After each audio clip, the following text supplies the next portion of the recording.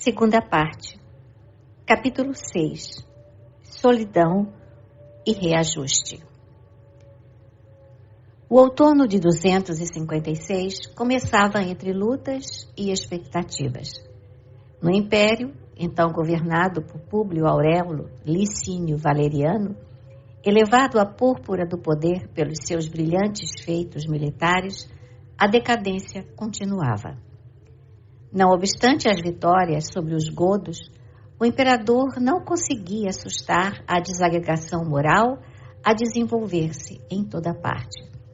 Em Roma, a dignidade sofria esquecimento e subversão.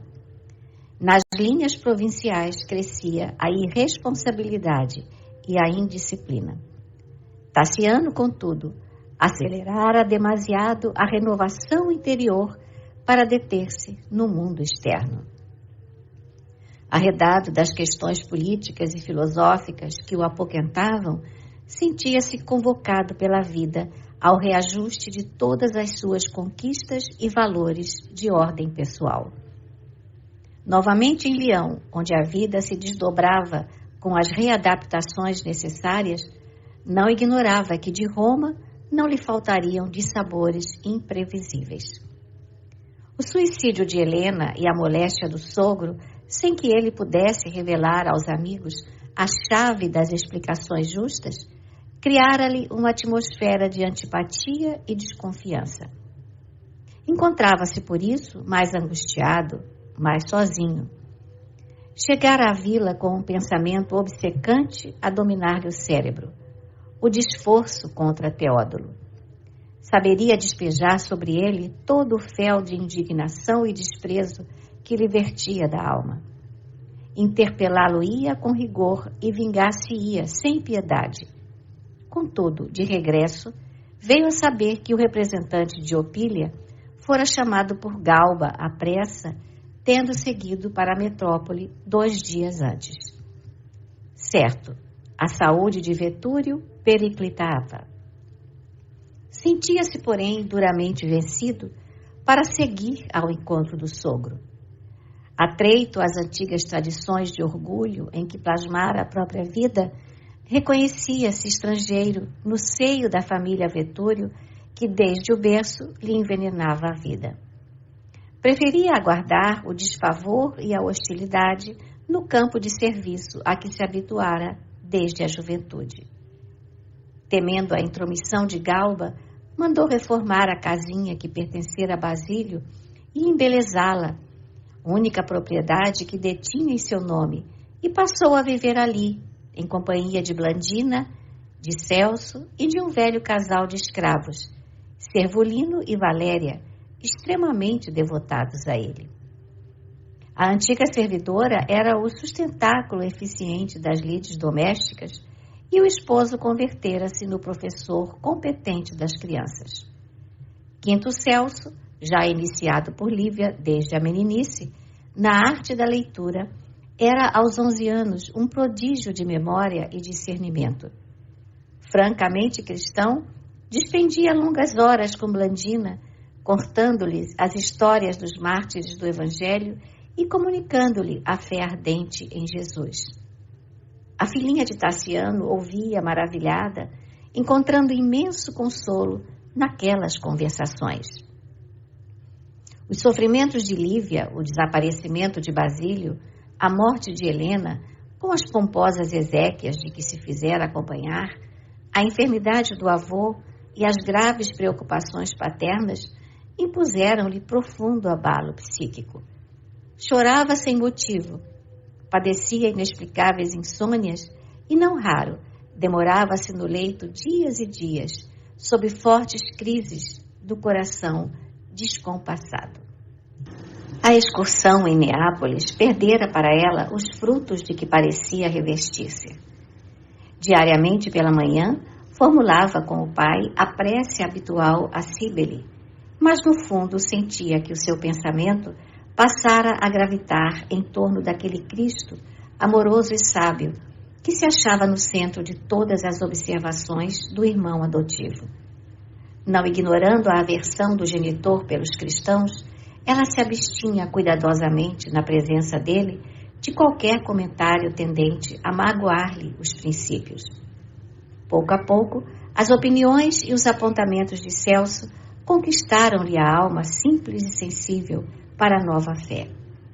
O rapazinho de terminados estudos e as tarefas de cada dia ainda encontrava tempo para rápidas leituras do arquivo de Basílio que Tassiano conservava respeitosamente. Daí o benfeitor paternal, quando nos entendimentos costumeiros, quer nos passeios pelo campo, quer às refeições do triclínio, surpreender-se com as observações do menino, judiciosas e sensatas, nas quais, todavia, Quinto Celso evitava igualmente as menores referências ao cristianismo de maneira direta. Servulino não se esquecia de rogar às crianças o devido respeito às convicções do amo, e assim os dois irmãos espirituais comungavam o mesmo idealismo e as mesmas esperanças da vida íntima, cimentando a fé que lhes irmanava os corações. Noite a noite, viviam os habitantes da casinha do bosque doces e abençoadas horas de música e alegria.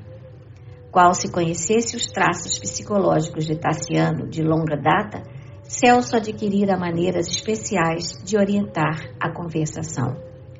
Certa feita, porque o patrício desencantado se queixasse das tragédias passionais do seu tempo, com aflição e desânimo, o jovem falou sutil. Mas, meu pai, o senhor não julga o mundo necessitado de uma ideia nova? Uma ideia que penetre o sentimento da criatura, renovando-lhe o modo de pensar? Tassiano fitou espantado. Que entenderia Celso dos problemas da vida? Embora admirado, revidou firme. Não creio, meu filho. Nossas tradições e nossas leis são suficientes. Basta nos adaptemos a ela, de vez que as diretrizes estão prontas. Não admites que as divindades sabem reger nossas vidas? Sim, meu pai, ajuntou o pequeno pensativo. O senhor tem razão. Contudo, os deuses parecem tão longe. Dizem-nos que Júpiter garante o mundo em toda parte, que Ceres é a protetora das colheitas, que Minerva dirige os sábios. Mas não acha que precisávamos de alguém que, em nome dos deuses, viesse ao mundo conviver com os homens, vivendo-lhes as dificuldades e as dores? As divindades ajudam as pessoas de conformidade com os sacrifícios que recebem nos templos. Assim, a proteção do céu varia com a posição dos homens. Há quem possa levar aos santuários touros e aves, incenso e moedas. Entretanto, a maioria dos habitantes de uma cidade é gente pobre, que apenas conhece o sacrifício e a servidão. O senhor acredita que os escravos são deserdados do céu? Os que mais trabalham devem ser os menos favorecidos? O filho de Varro recebia semelhantes palavras pronunciadas com humildade e carinho por jatos de luz interior. Ele mesmo fora bem nascido, crescera abafejado pelo prestígio do ouro. Contudo, as surpresas do destino gradativamente despojavam-no de todas as regalias e privilégios. A morte da esposa e o desagrado da parentela situavam-no à beira de total empobrecimento econômico. Aguardava do cunhado e genro o último golpe. Não tardaria, talvez, a conhecer a dolorosa condição dos homens sentenciados à subserviência na subalternidade e na sombra. Em semelhante curva da caminhada na terra, experimentava o sopro da adversidade a enregelar-lhe o coração. Teria bastante fé nos dias incertos que se avizinhavam? As observações do filho adotivo acordavam-lhe na alma esses cruciantes pensamentos. Empalideceu ligeiramente e considerou. Sim, as tuas ponderações são apreciáveis. Contudo, não podemos olvidar que a nossa existência permanece estruturada sobre o alicerce das classes. E recordando sábias interpretações dos antigos romanos, acrescentou: a sociedade é um corpo do qual somos partes integrantes. A cabeça içada sobre os ombros guarda a missão de raciocinar e decidir. As mãos e os pés foram feitos para servi-la. No organismo de nossa vida pública, o patriciado representa os sentidos, tais como a visão, a audição e o tato, que auxiliam o cérebro a examinar e discernir, ao passo que os plebeus constituem os membros incumbidos do trabalho e da submissão. Não poderíamos inverter a ordem. O nascimento e a posição, o nome e a conquista são os pilares de nosso equilíbrio. O jovem sorriu com inteligência e obtemperou, fortemente inspirado. Mas a dor nos pés não é tão desagradável quanto a dor na cabeça? Uma ferida das mãos não será tão incômoda quanto um golpe no rosto? Estou certo, meu pai, de que cada pessoa respira no lugar que a natureza lhe concedeu. Mas todos os homens merecem respeito, felicidade e consideração entre si. Aceitando essa verdade, creio que se a fé pudesse operar em nós, por dentro, fazendo-nos mais amigos e mais irmãos uns dos outros, a fim de que nós mesmos começássemos o serviço da bondade sem qualquer constrangimento, a harmonia do mundo seria mais perfeita, porque a fortuna dos felizes não seria perturbada pela desfortuna dos pobres. O riso de alguns não seria prejudicado pelos gemidos de tantos. O viúvo de Helena meditou por momentos e concluiu: as tuas referências são interessantes e valiosas. Inegavelmente, para alcançarmos a realização a que te reportas, precisaríamos no império de um grande reformador. Um homem à altura de todas as nossas dignidades públicas. Provavelmente um filósofo, tomando as rédeas do governo, sob a inspiração da bondade e do direito, saberia compreender as nossas necessidades comuns. Celso perguntou com Blandina um olhar de inexprimível alegria e acentuou: mas, papai, o senhor não acredita que esse renovador já tenha vindo? Cassiano compreendeu a velada alusão a Jesus Cristo, esboçou um gesto de enfado e modificou o rumo da conversação. Todavia, na solidão de si mesmo, refletia sobre os argumentos daquela criança que a devoção de Lívia lhe havia legado e que, paulatinamente, passava a lhe ocupar o coração como pequeno, mas seguro orientador. Várias semanas haviam transcorrido quando um correio de confiança da casa de Galba trouxe inquietantes notícias de Roma. Dignara-se Lucila escrever apenas à irmã, de modo a torturar o genitor com todo o fel de malquerença que lhe extravasava da alma. Exigia que Blandina fosse morar na capital do império, em sua casa, asseverando haver perdido a confiança no pai, que não quisera evitar o deplorável suicídio de Helena. Achava-se convicta de que ela procurara o próprio fim, constrangida pelo procedimento de Tassiano, que por anos consecutivos parecia recusar-lhe o carinho. Notificava que o avô, acamado entre a enfermidade e o túmulo, resolvera vender todas as suas propriedades nas Gálias para que a família se desvencilhasse de recordações amargas, comunicando ainda que em breves dias o patrício meio comúnio entraria na posse da vila, que Teódulo não mais voltaria e que por isso lhe aconselhava a mudança para Roma sem mais tardar. Aguardaria, porém, uma resposta clara a fim de incumbir Anacleta e outras servidoras de lhe constituírem o séquito necessário em viagem. Rogava a remessa de joias e lembranças maternas para o seu tesouro afetivo e, por último, relacionava os interesses e as vantagens da transferência, enunciando a esperança de que Blandina, por lá, descobriria uma existência diversa, suscetível de curar-lhe todas as tristezas e abatimentos incompreensíveis. Tassiano leu a carta, mal afogando as lágrimas. Nunca poderia aguardar semelhante desacato. A decisão do sogro desfazendo-se das terras significava para ele o mais forte rebaixamento de nível social. Entretanto, a miséria não lhe doía tanto quanto o ingrato conceito da filha. Lucila não possuía a mais leve razão de feri-lo. Lembrou-se, contudo, de Quinto Varro, o genitor desvelado que tudo lhe dera sem nada receber, e mais uma vez ponderou quão amargo lhe fora o caminho do mundo. Enxugou o pranto, recompôs a fisionomia e apresentou a mensagem à filhinha. Blandina não ocultou a revolta que as notícias lhe impunham e respondeu de imediato à irmã que não pretendia abandonar a companhia paterna enquanto vivesse.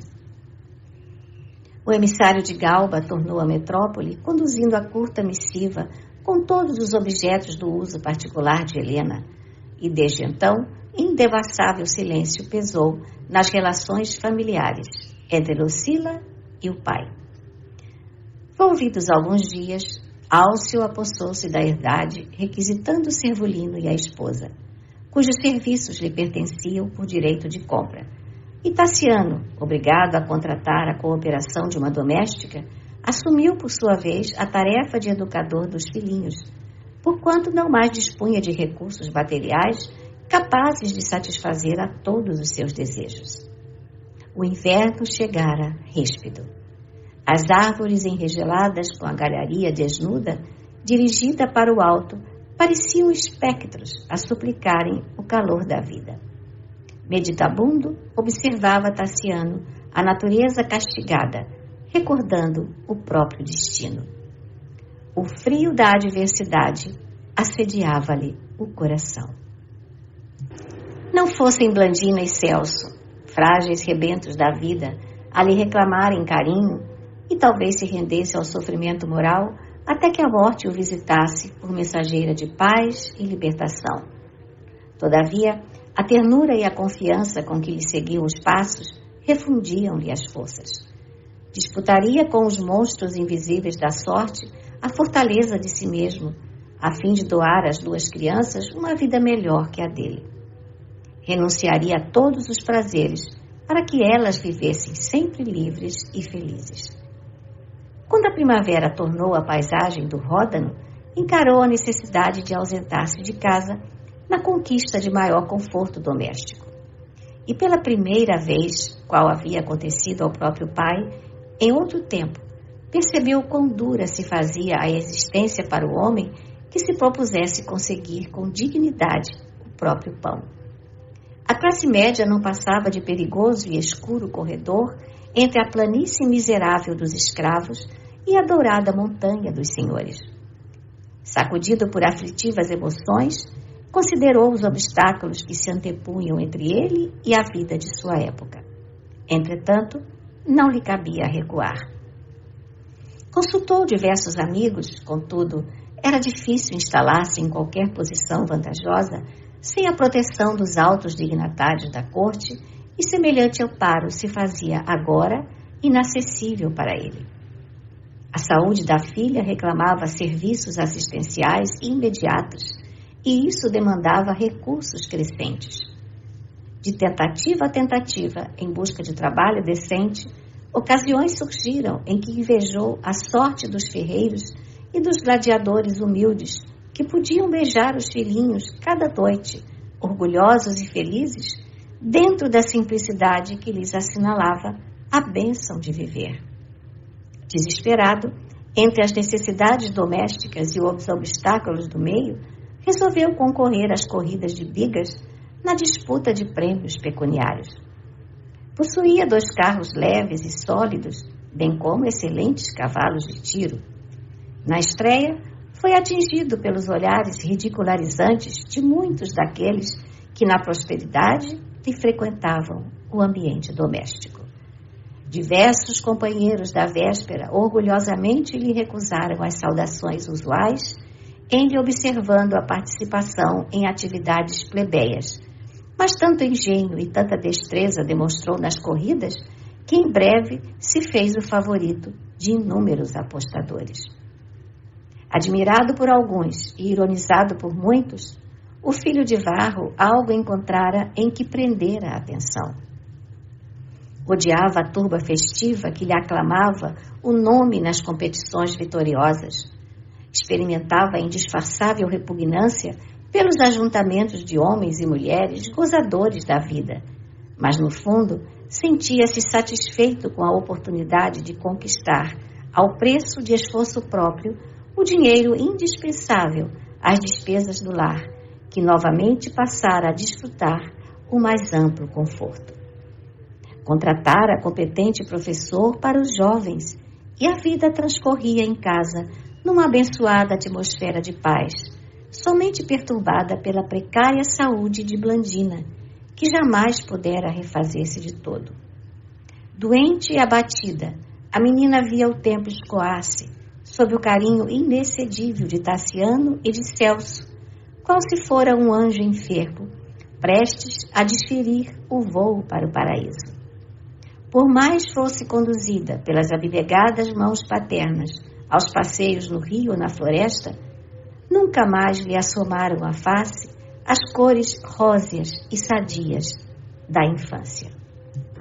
Muitas vezes era surpreendida pelos familiares em lágrimas convulsivas e, quando interpelada por eles, informava triste que vira a sombra de Helena a rogar-lhe orações. Tassiano sabia que os entendimentos da filhinha com Celso converteram-na ao cristianismo. No entanto, transformara-se-lhe demasiado a alma para subtrair-lhe à torturada adolescência o único manancial de consolo capaz de propiciar-lhe a paz e o conforto, a esperança e a alegria. Pessoalmente, era o mesmo devoto de Cíbele, o invariável defensor dos deuses imortais. Todavia, as amarguras da terra lhe haviam ensinado ao coração que a felicidade espiritual não é a mesma para todos. 2 anos correram, apressados. Celso, robusto e bem disposto, era agora valioso companheiro do pai adotivo, cooperando nos trabalhos da pequena cavalariça, mas Blandina piorara sensivelmente. Se a jovem tentava qualquer número de harpa ou de canto, logo acessos de tosse obrigavam-na a interromper-se. O pai, agoniado, não poupava sacrifícios para restabelecer-lhe a saúde, mas a natureza parecia condenar a doente a infindáveis padecimentos.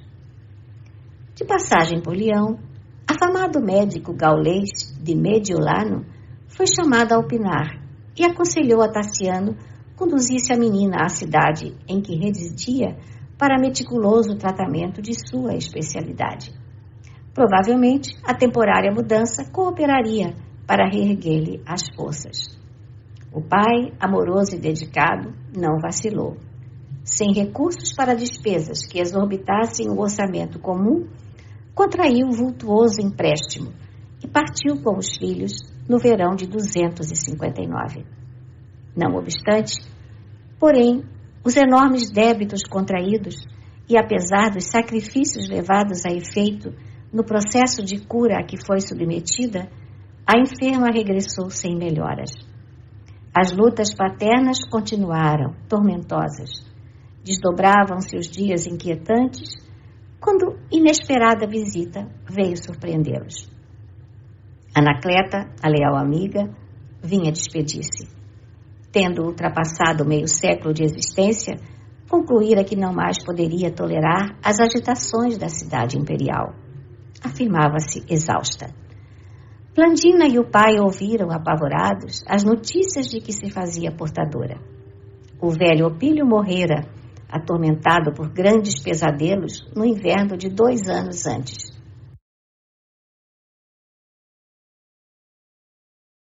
E Galba, talvez entediado dos excessos a que se rendera durante toda a vida, tentara a mudança para a Campânia, no que fora impedido pela esposa, cada vez mais ávida de emoções e de aventuras. Lucila, desde a morte de Helena, quando se afastara em definitivo da influência do antigo lar, parecia tomada por incompreensível fome de prazeres. Assim é que, enquanto o marido se retirava para o campo, confiava-se à perniciosa influência de Teódolo, que fixara a residência no palácio de Vetúrio, qual se lhe fora afeiçoado familiar.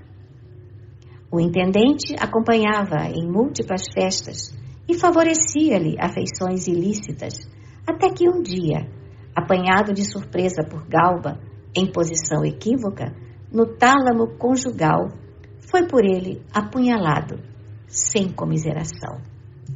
Cometido o crime, que como tantos outros passara despercebido das autoridades bem subornadas, o irmão de Helena acamou-se, delirando.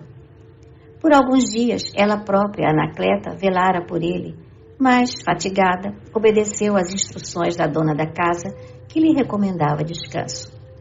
Na primeira noite, contudo, em que se entregou ao repouso, na câmara que lhe era própria, Galba faleceu misteriosamente, asseverando algumas escravas de confiança em surdina que o amo fora envenenado pela própria mulher com uma tisana preparada por ela mesma. Tassiano e a filhinha choraram estas desgraças. A perda moral de Lucila aterrava-os.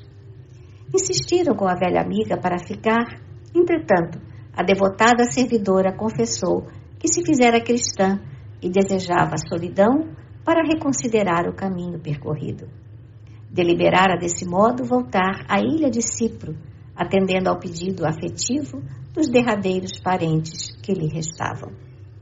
Acompanhada por 2 sobrinhos que lhe dispensavam cuidados especiais, não se demorou por mais de uma semana, despedindo-se então dos amigos queridos para sempre. Impressionada, talvez, com as aflitivas informações trazidas de Roma, Blandina não mais se ergueu. Debalde, Tassiano rodeou-a de surpresas e carícias. Em vão, Quinto Celso contou-lhe renovadas histórias de heróis e de mártires. A doente renunciou a toda espécie de alimentação e mais se assemelhava, jungida ao leito-alvo, a um anjo esculturado em marfim, unicamente animado pelos olhos escuros, ainda vivos e brilhantes.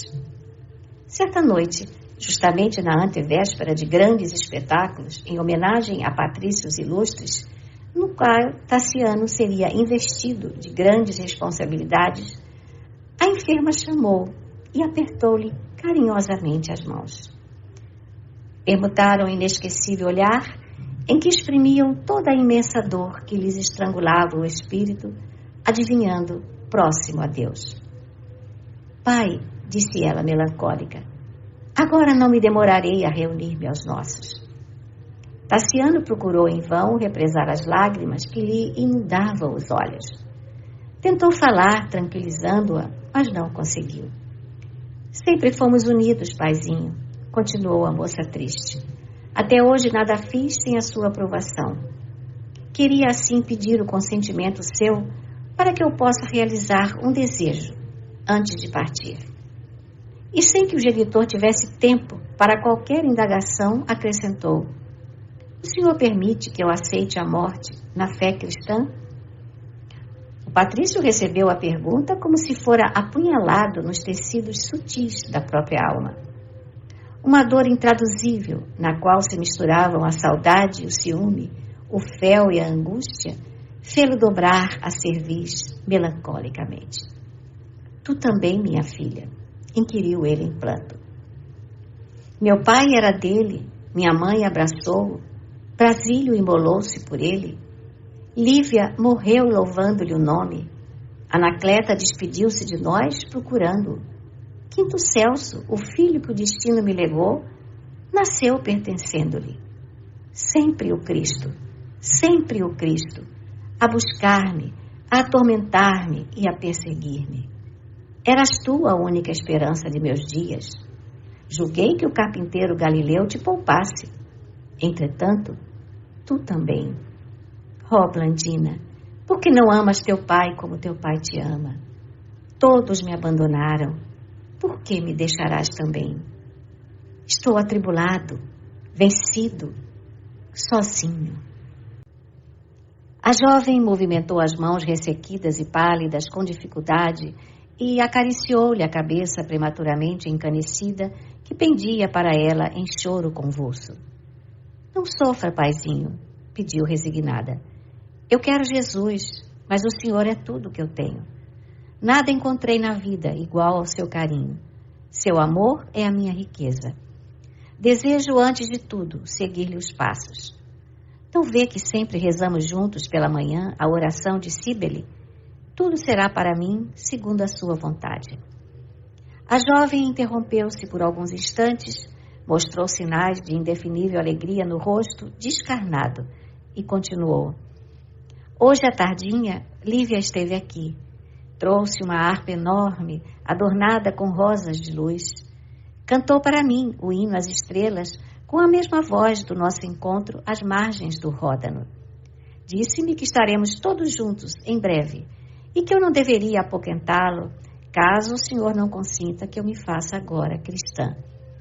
Asseverou que a vida é divina e eterna e que não temos motivo para atormentar-nos uns aos outros.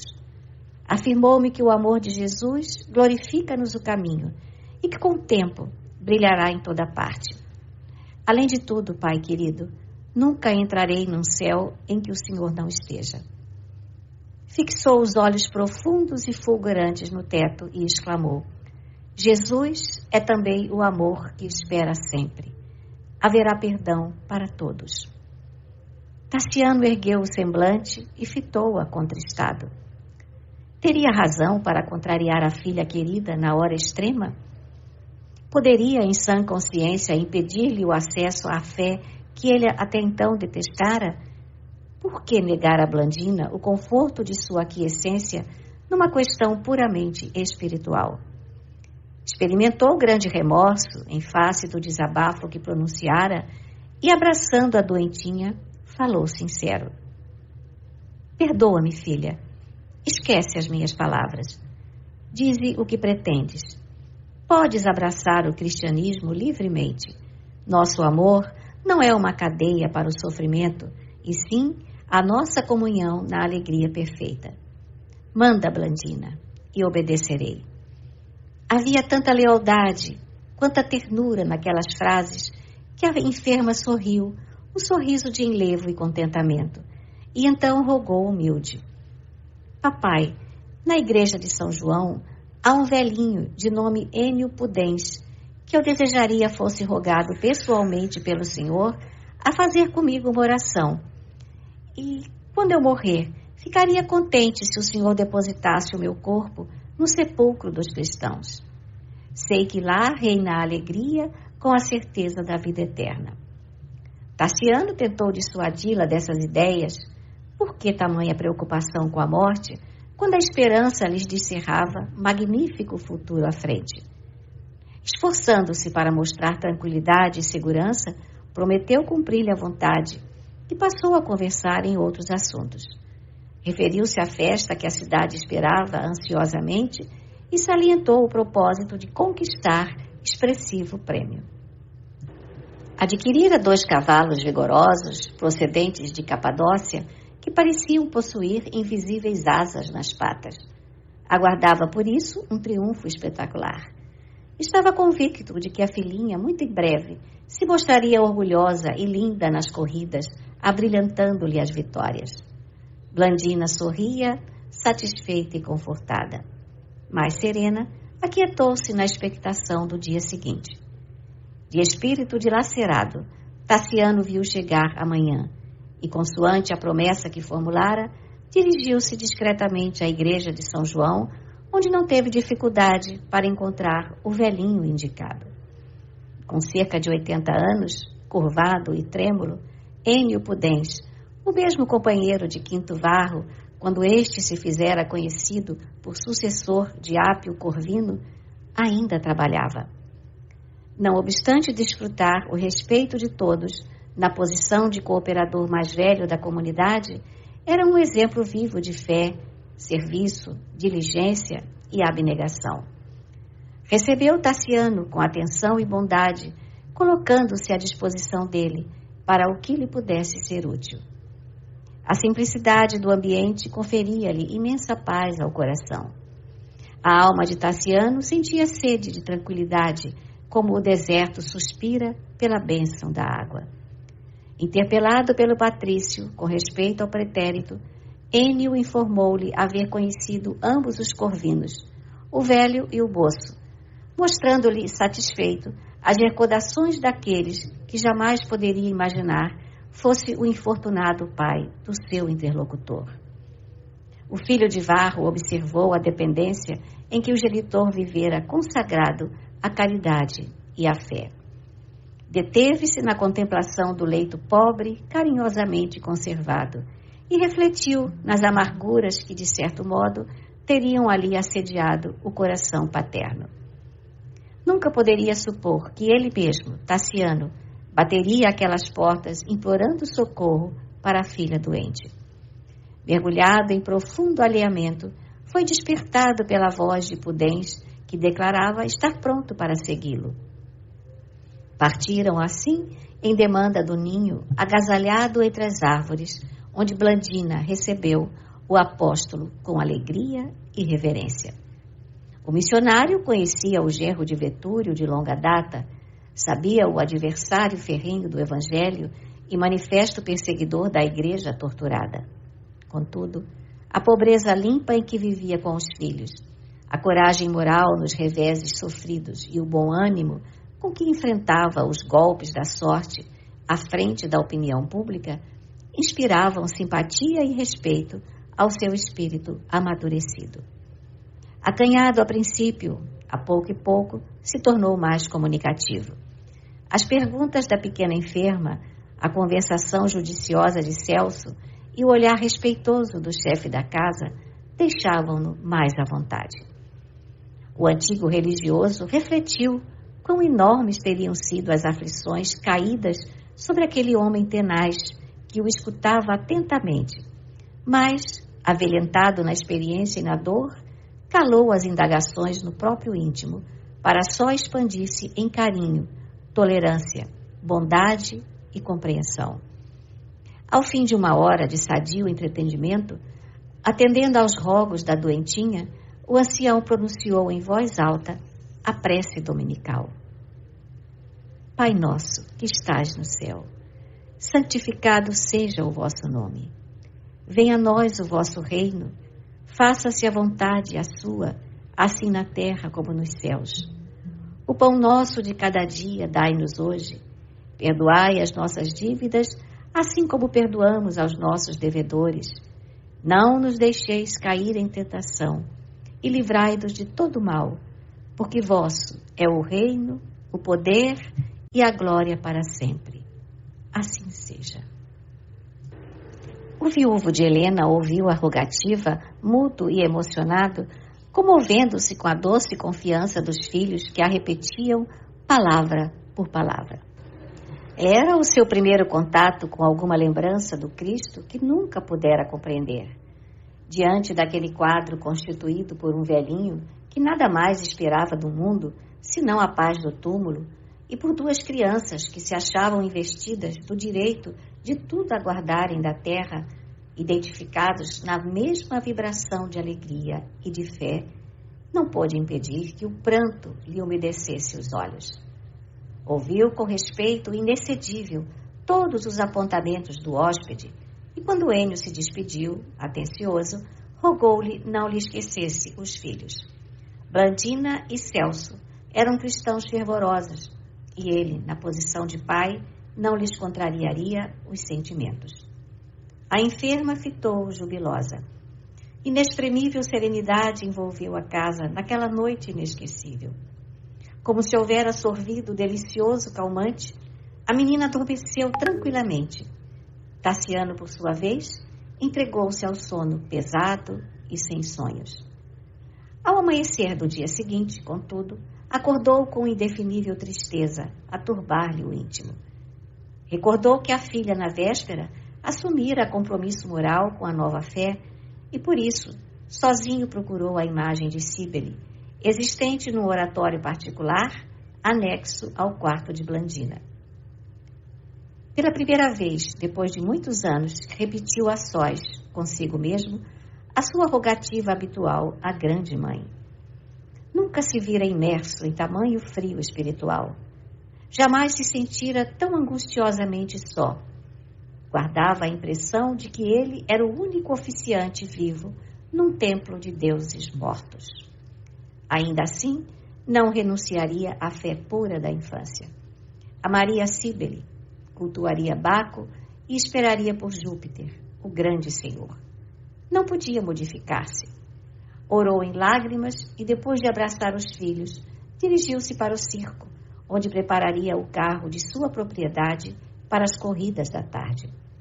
Mais tarde, voltou ao lar para a leve refeição e, não obstante registrar os padecimentos de Blandina, singularmente agravados, tornou à cidade para o grande prédio. No limiar do crepúsculo, o local regurgitava de gente. Liteiras enfileiradas davam notícia da expressão aristocrática da festa. Bigas e quadrigas desfilavam à pressa aqui e ali. Músicos disfarçados em faunos tangiam cítaras e trompas, alaúdes e pandeiros, animando a turba que não se fatigava na reprodução de urros selvagens. Cortesãs, admiravelmente trajadas e bacantes, recebendo aromas perturbadores, matronas e virgens de Roma e das Gálias, exaltadas e seminuas, gritavam os nomes dos favoritos. Tassiano contava com a simpatia geral. Tão logo formou na linha inicial da competição, viu-se aclamado por centenas de vozes que partiam não somente do povo, mas também das galerias de honra, onde se acomodava o propetor com o seu vasto séquito vistoso e farfalhudo.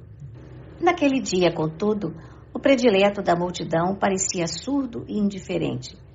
De pensamento voltado para a filha bem-amada a debater-se com a morte, não esboçou o mínimo gesto de reconhecimento na direção da massa que o saudava delirantemente.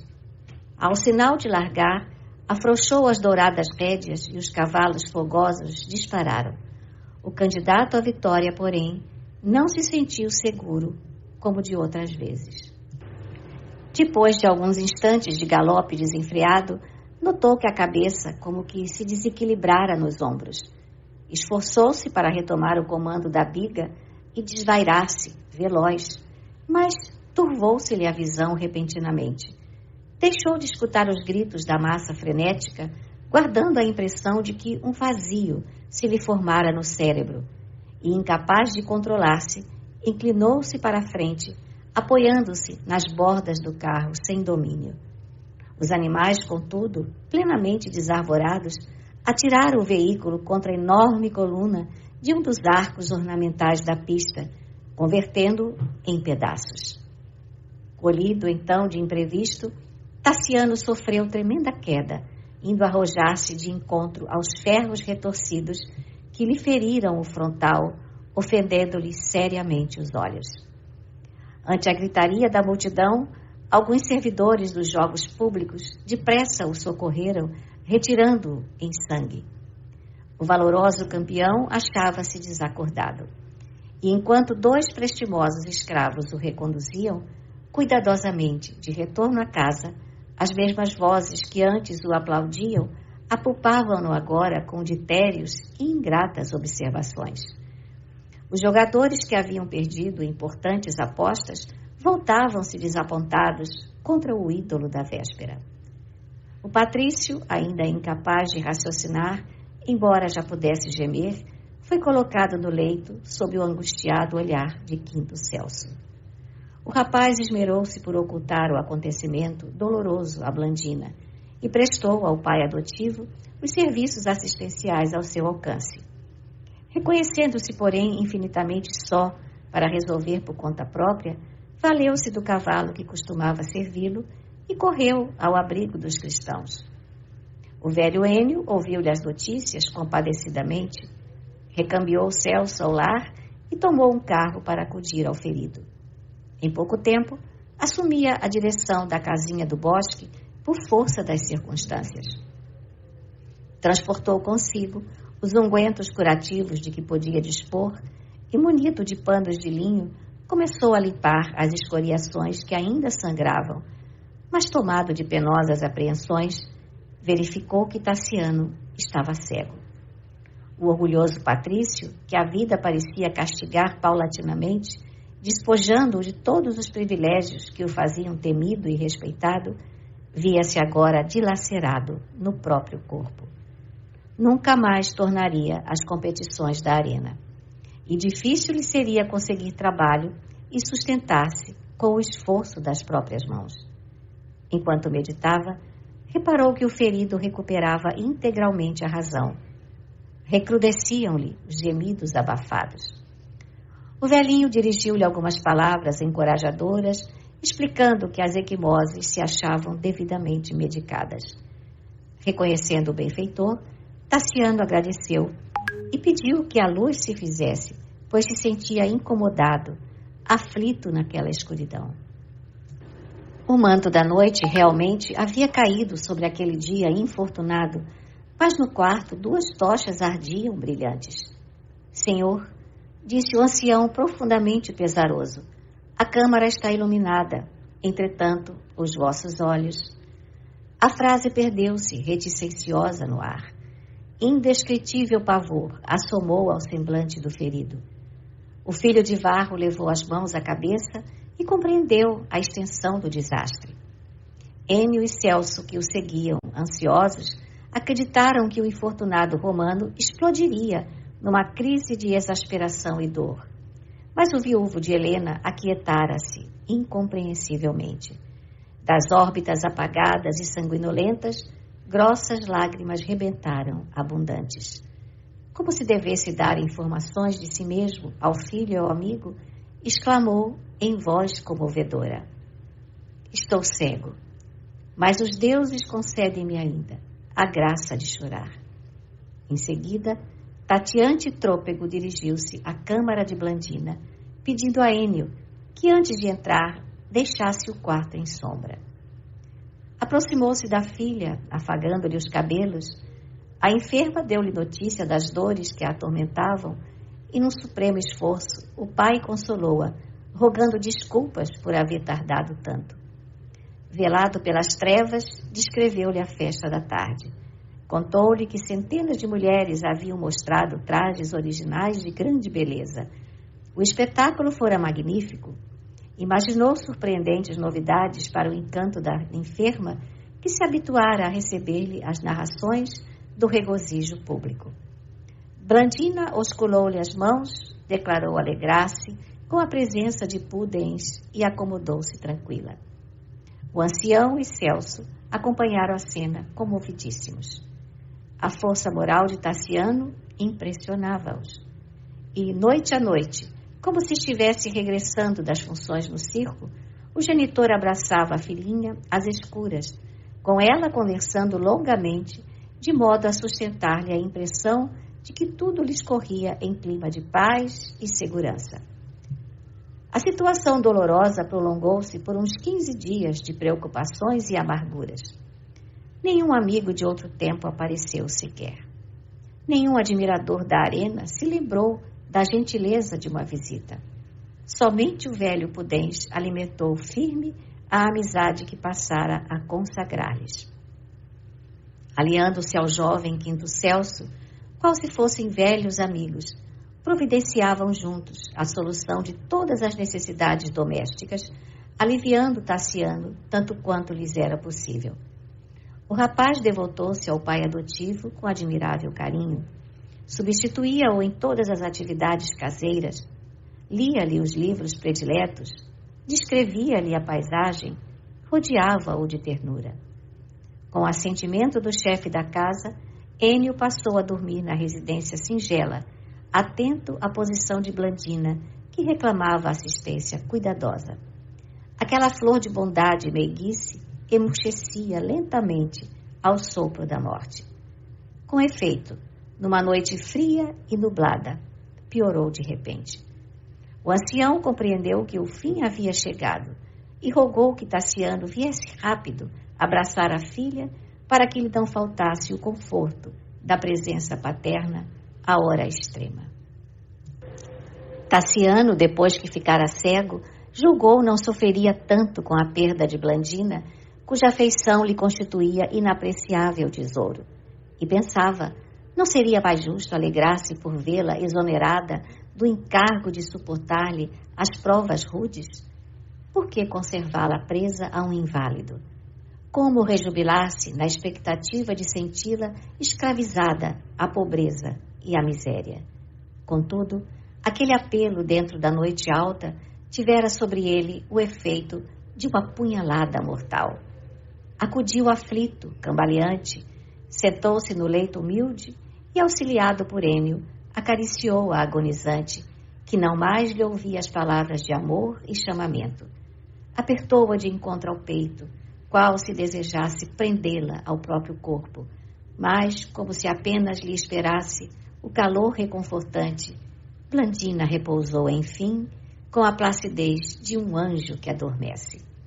Desesperado, o filho de Varro gritou, desconsolado, desferindo amargas lamentações que se perdiam no seio da noite. No dia seguinte, sob o patrocínio de Pudens, os funerais foram efetuados, como a jovem desejara.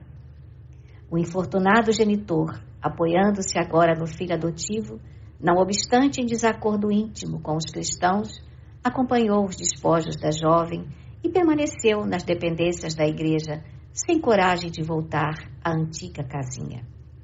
Agarrado à memória da filha, mandou fazer uma lápide de mármore, da qual se destacavam em alto relevo 2 corações entrelaçados com a formosa inscrição: Blandina vive.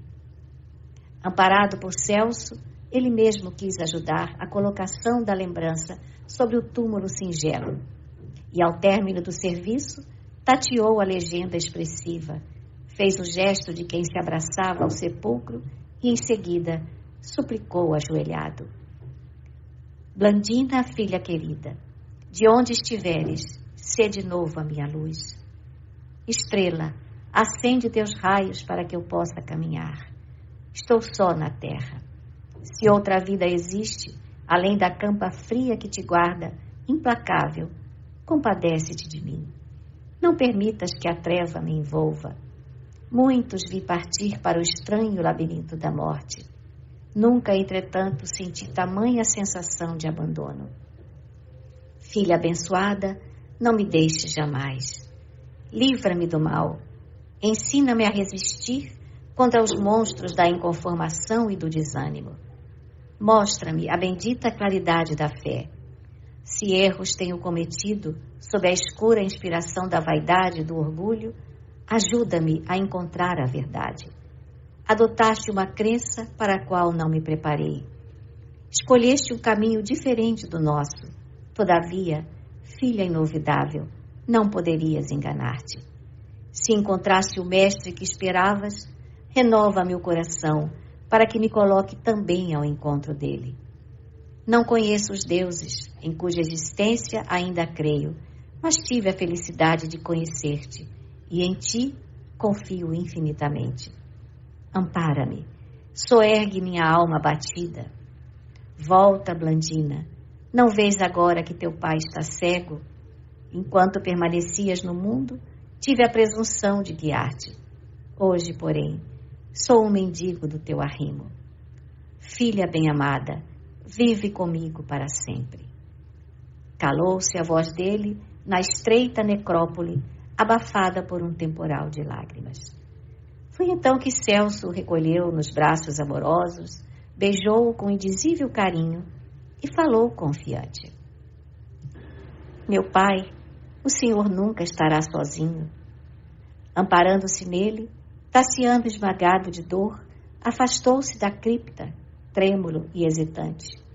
Não longe, pequena assembleia entoava hinos cristãos nas preces vespertinas. O desventurado cego, apesar de haver encontrado ali o espontâneo acolhimento dos aprendizes do Evangelho, reconhecia que a sua existência não podia encerrar-se naquele santuário de princípios diversos dos dele, e concluiu que o destino inexorável o convidava a caminhar.